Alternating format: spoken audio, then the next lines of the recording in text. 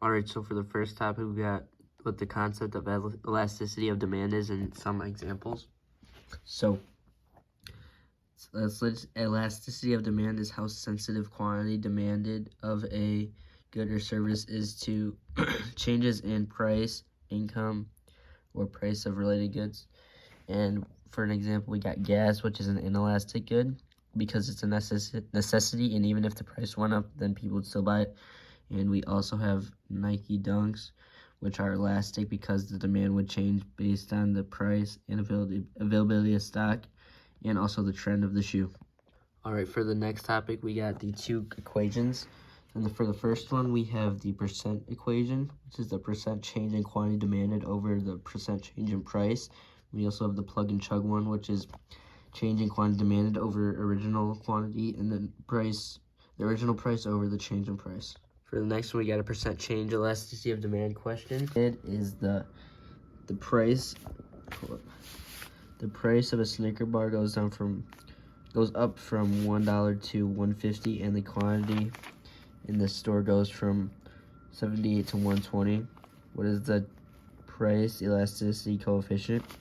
So I did the percent change in quantity, and I calculated it to 165% from the original, and then I did 150% change in price because it went from $1 to $1.50, and that came out to 1.1 coefficient, which is elastic since it is greater than 1. And for the plug and chug question, I did if Starburst increases from $1 to $2 and quantity increases from 25 to 60 in a store, what is the price elasticity coefficient? Is it inelastic or elastic? So I did the quantity demanded over the original quantity, or changing quantity demand over original quantity, and then the original price over the change in price. And the change in quantity demanded was 35, and the original quantity was 25.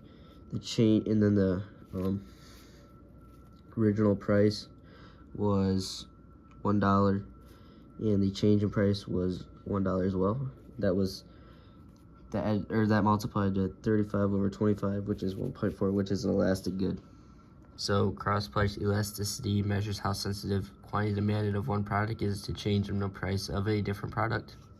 And the equation for that is the change in quantity product B over the change in quantity of product A.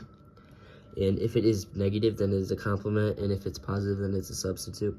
So let's say that cookies go up 20% in price, the Oreos go up 40% quantity, and the milk goes down 40% quantity.